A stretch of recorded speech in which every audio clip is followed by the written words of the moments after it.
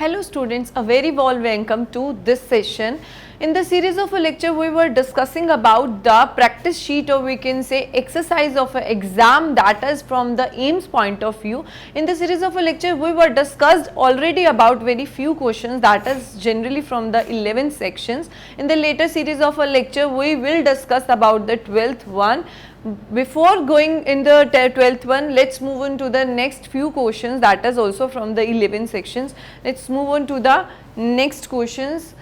Here is the question: in aerobic respiration, total number of ATP molecules formed from one glucose molecule is. Here we have to first understand what is aerobic respiration, ATP, and here is what is glucose. Let's start. Aerobic respiration. Aerobic, there on the basis of respiration is categorized generally into two main types on the basis of presence and absence of oxygen. First is aerobic respiration, next is anaerobic respiration. Aerobic respiration is that respiration which required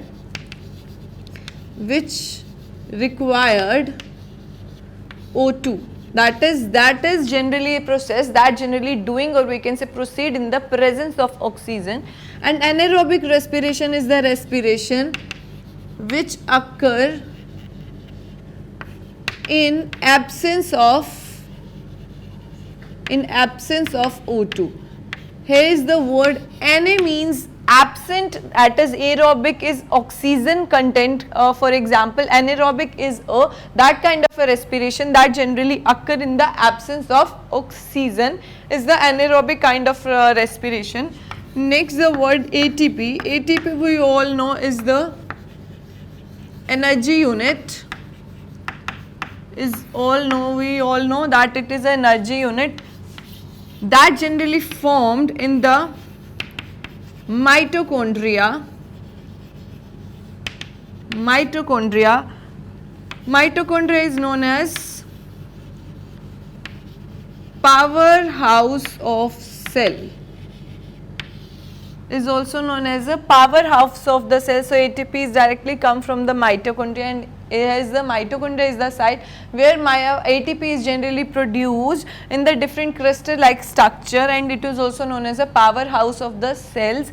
Next, it generally occur in the glucose. Glucose here refer for sugar, and the question is asking about that what kind of ATP are generally, or how many ATP are produced when there is a burning, or we can say the production of or usage of one molecules of glucose. And we all know glucose are from carbohydrates. They come under in biomolecules name as a carbohydrates. So let's move to the question again. In aerobic respiration is that kind of a respiration which required presence of oxygen. Total number of ATP here is a adenosine triphosphate molecule formed from one glucose molecule, and glucose here is a carbohydrate unit, and we have to calculate the number of ATP productions.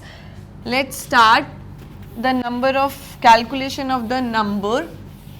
If there is a usage of one glucose molecule, there are production of total 36 molecule of ATP. How's the 36 molecule? There is production of 10 NADH2 molecule, then NADH molecule, one NADH molecule, one NADH2 molecule is equal to 3 ATP, and here is the production of 10 NADH2. It means 10 NADH2 molecule is equal to the production of 30 ATP. Now the where 10 NADPH is generally formed, it is formed out of 10, 2 produced in glycolysis and rest 8 come from the Krebs cycle. 8 come from the Krebs cycle. Out of 10 NADH2, 2 come from glycolysis and 8 from the Krebs cycle, and altogether NADH2 provide, or we can say give altogether 30 ATP. Rest there is a production of FADH2 and one FADH2 molecule, FADH2 production, or we can say evolve, is equal to 2 ATP molecule, and there are production of 2 FADH2 molecule, it means 4 ATP molecule more present in the solution, and altogether directly 2 ATP molecule, 2 ATP molecule come from glycolysis. So in total we all get 30 ATP molecule from NADH2, 30 plus 4 molecule from FADH2 plus 2 molecule from ATP direct, all together form the 36 molecule of ATP. Here 30 from NADH2, 4 from FADH2 and 2 from ATP. Altogether 36 molecule of ATP are produced on the consumption, or we can say usage of a glucose molecule. So the answer for the question is 36, that is option C is the right one, that in aerobic respiration total number of ATP molecule used, or we can say produced from one glucose molecule is the 36. 36 is the right answer in this case, because it generally evolved with the help of NADH2, FADH2 and ATP itself from two main cycles, that is glycolysis and Krebs. Let's move to the next question. Next question is the assertion and reason part. Before doing the assertion and reason part, you should know the basics, or we can say some rules, or we can say the points about the assertion and reason. Let's start with it. In each of the following question, a statement of assertion is followed by a corresponding statement of a reason. Mark the correct answer. Option A is if both assertion and reason are true and the reason is a correct explanation of the assertion. Option B is if both assertion and the reason are true but reason is not a correct explanation of the assertion. And option C is if assertion is true but the reason is false. And option D is the when if both assertion and reason are false, that is it doesn't reveal about, or we can say about the true facts about the statement.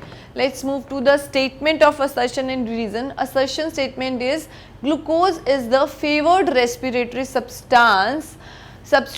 Reason says that when glucose is used as a respiratory substrate and it is completely oxidized, the respiratory quotient, that is RQ, is a respiratory quotient is 1. Now assertion statement is true that glucose is a favored respiratory substance. Why so? Because it shows the respiratory quotient number 1. Let's first discuss what is respiratory quotient. Respiratory quotient. Respiratory quotient, or it is also denoted as RQ. RQ is the ratio of CO2 evolved to the volume or ratio of O2 consumed in the process. The definition for respiratory quotient is volume or ratio of CO2 evolved to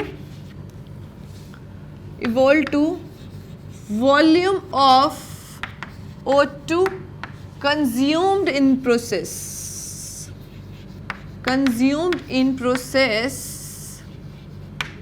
all together come under, or we can say known as a respiratory quotient for that one. Yes, this statement is true that glucose is a favored respiratory substance. Glucose, favored respiratory substrate. Favored, why so? Because in that case the respiratory quotient is always 1.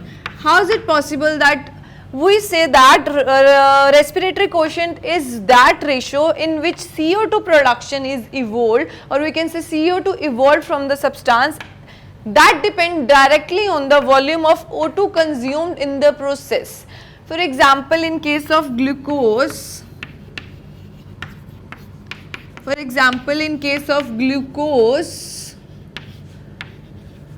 CO2 ratio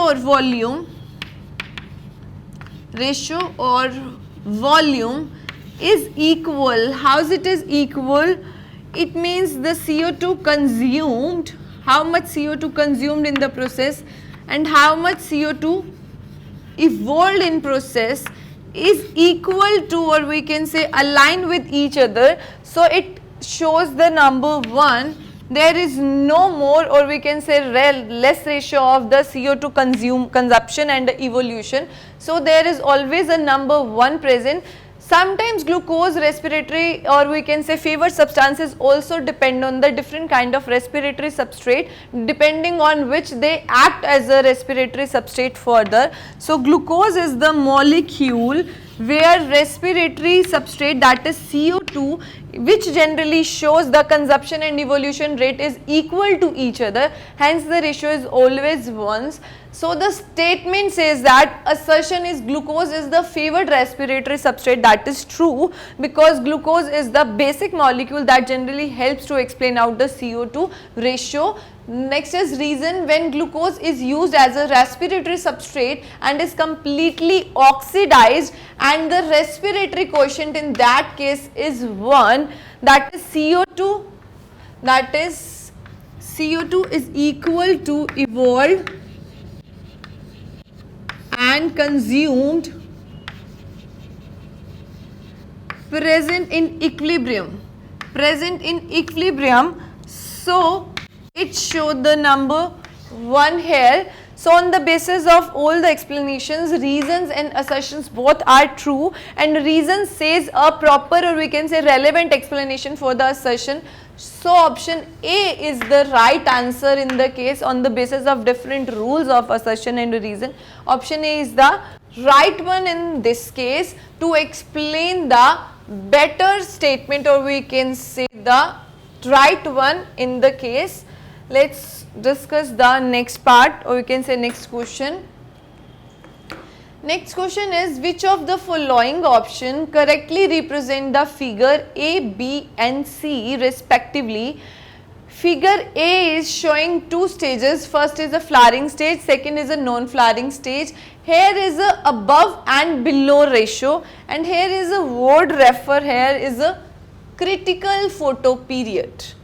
We discussed this critical photoperiod, but later firstly we have to show the picture B.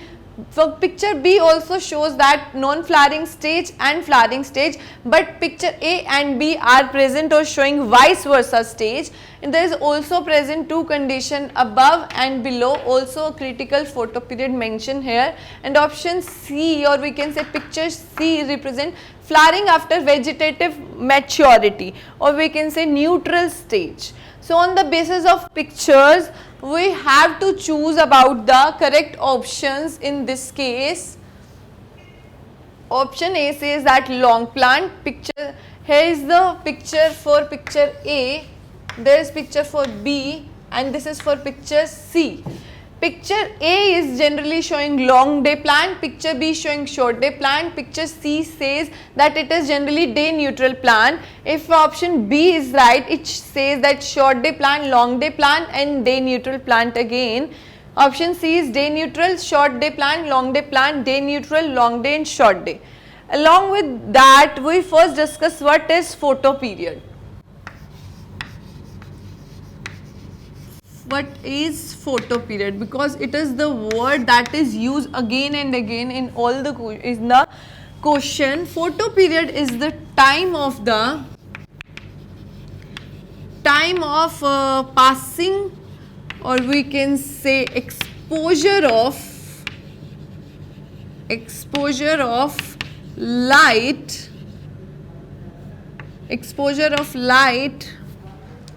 to the substance. Here substance varies, either it is animal or plant and any other species, or we can say organism.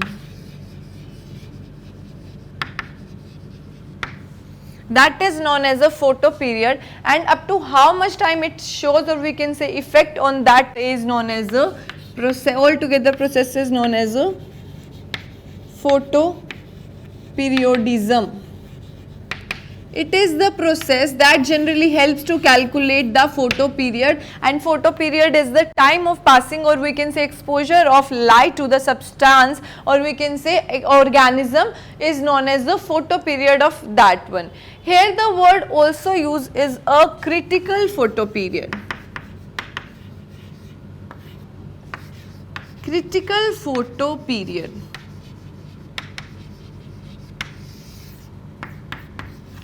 Critical photo period is the time that is generally the basic requirement of a division of a day length, or we can say the time of a light zone and the time of a dark zone. Critical photo period is divided into two zones: time of day, or we can say light. Next is showing the time of night, or we can say dark period. Critical photo period is the time that generally showing the conditions of time of a daylight and time of a night dark or dark phase, that is generally helps to explain out with the help of critical photo period. In the questions, or we can say options, there is a presence of three kinds of plants. For example, if we consider the case long day plant,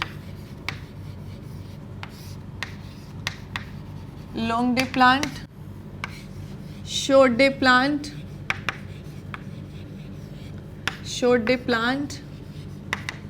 third is day neutral plant.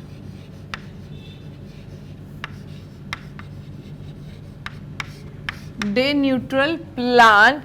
Long day plant is the first condition in which plant generally require more photo period, or we can say more time as compared to the critical photo period. More light phase, require more light phase as compared to critical, or we can say normal photo period. Critical photo period. Short day plant is that plants which require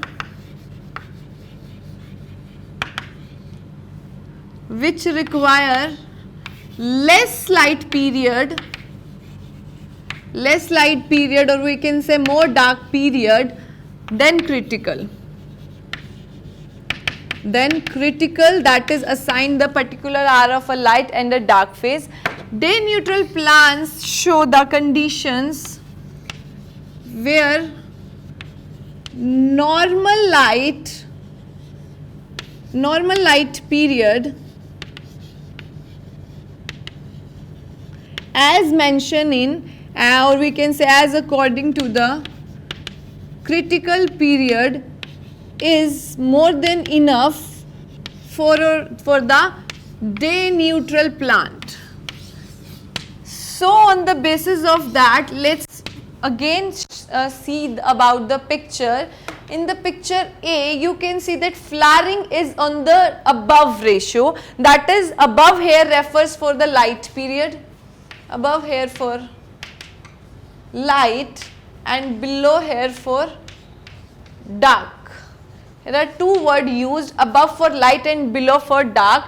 Here are pictures above. First showing is flowering present generally in the light period. So it is generally showing the long day plants. Long day plants are those plants which require more photo period, or we can say more light period as compared to other plants, or we can say as compared to the critical photo period. And in the next picture of A, that is no flowering present at below, because it doesn't require any dark phase, or we can say dark phase that is required for the flowering is not directly dependent on the dark phase.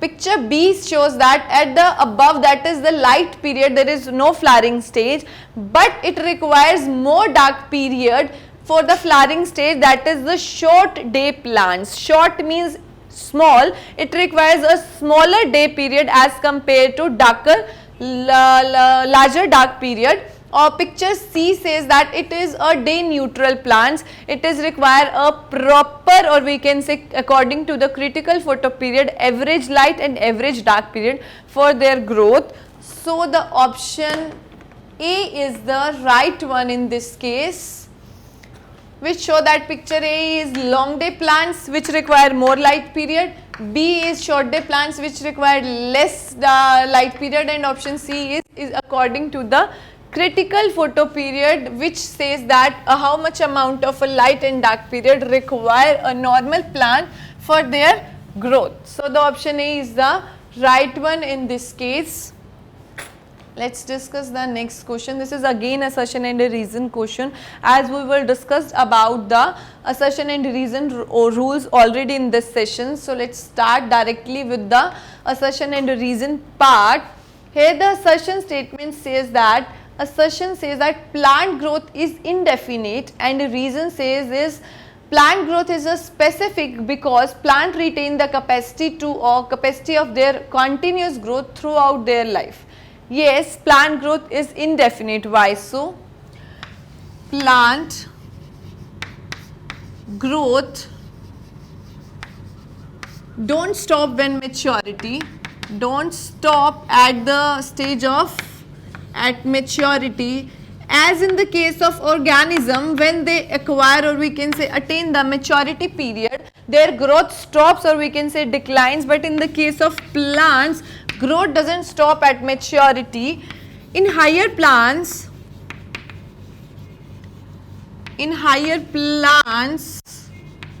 there is a presence of a special type of a cells in the plants which show the continuously growth, known as a meristems. Meristems is the reason that is present in the higher plants which show the cells that is allow for the growth or a larger period is known as a meristem period. And plants generally showing growth don't stop growth at the maturity level. They grow indefinitely via roots, stem and leaves, because these basically three major categories of the plants showing continuously growth throughout the life. So their growth is indefinite. So the plant growth is in turn itself is indefinite, because they continues to grow even in the or even after attaining their maturity stage. So on the basis of assertion says that plant growth is indefinite is true. Reason say that plant growth is specific. Why? So this specific is because in the higher plants, and it is because of meristems. Meristems, because plant retain the capacity of their continuous growth throughout the life. Yes, this statement is true. Both the statement is true, and reason is the relevant explanation for the assertion. So option A is the right answer in this case, which says that option A says that assertion and reason both are true, and reason is the proper, or we can say relevant explanation for the statement of assertion. So option A is the right one in this case. Let's discuss the another question. This is again assertion and a reason part. Assertion here says that on plotting the length of a root against time, a linear curve is obtained. Next is a reason, that is an elongated root exemplify the arithmetic growth. Now here first of all we have to discuss what is arithmetic growth. Arithmetic growth. What is arithmetic growth? Arithmetic growth, or we can say the word arithmetic means a cell which divides. A cell which divides, and if cell is divided, it shows the property of a growth. That is, arithmetic growth is generally a cell, or that is generally continuously goes on the dividing stage. Arithmetic growth always show constant rate, always show constant rate on the basis of organisms. Organs here is either the case of root or the stem. Why so? First of all, arithmetic growth is a equational calculation which can be calculated or understand with the help of equation. Equation for arithmetic is LT is equal to L naught plus RT. This is the basic equations that generally used to solve the arithmetic growth. Here LT is the length of root, or we can say growth of root with time. Here L naught is the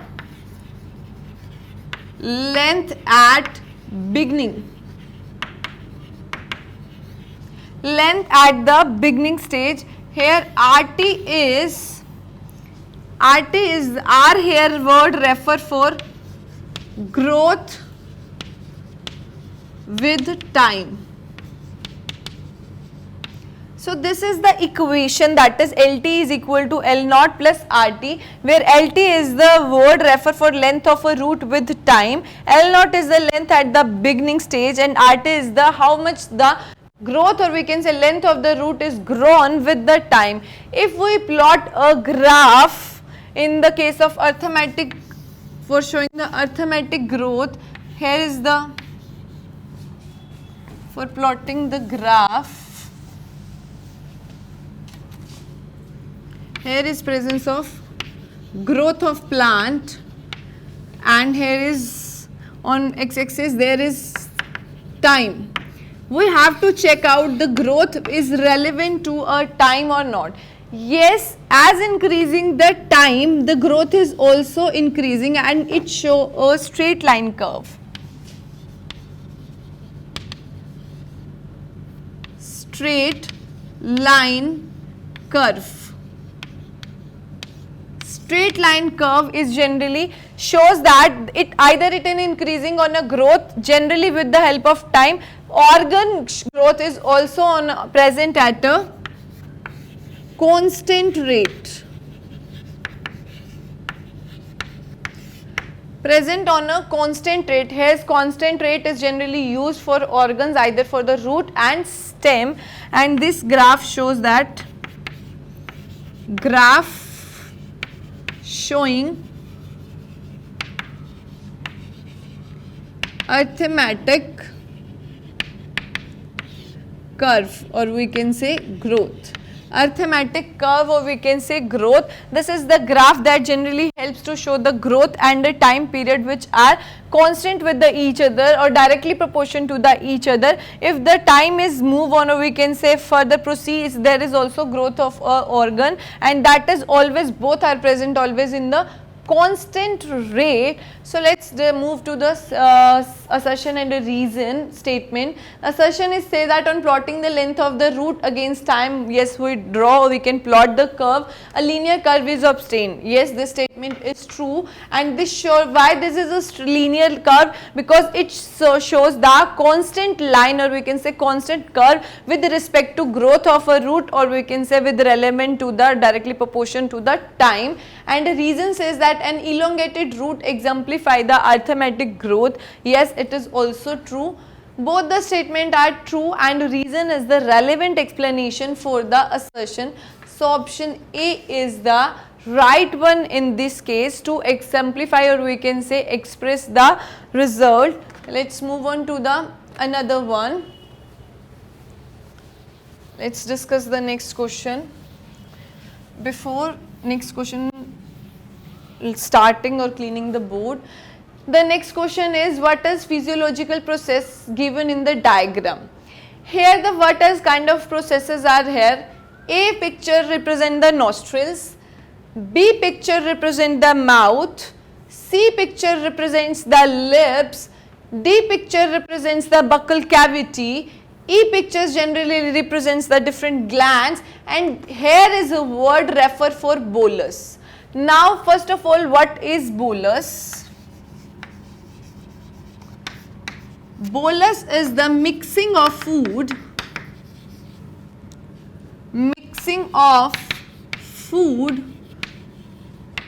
with saliva at the time of chewing. When we chew the food, we cut down the food in a smaller parts, and when we done the process of chewing or going through the chewing, it generally helps what kind of processes is occur. It generally helps the mixing of food with the saliva in the process of chewing. This is all together form the formation of bolus. Bolus is what Latin word means bowl.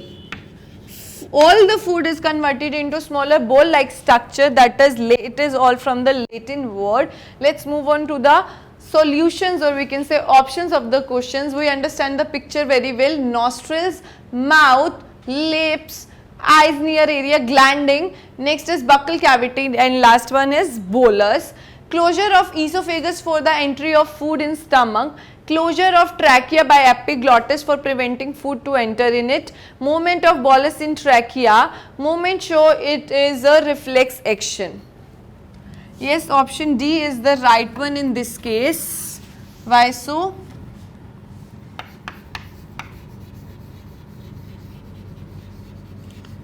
Movement shows reflex action.